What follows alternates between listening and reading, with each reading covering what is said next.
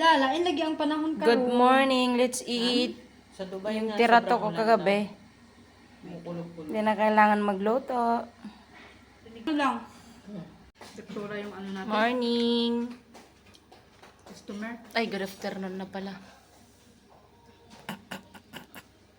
Good afternoon. Katapos ko palang maligo. Naligo ka pero may muta pa rin. Matulog ngayon. Ang mata ko. Alarm ko talaga 9:30. Gising din talaga ako.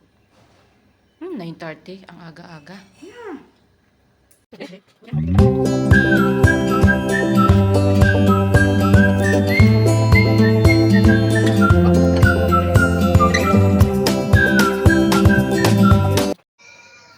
Good afternoon. Waiting ngayon sa schedule.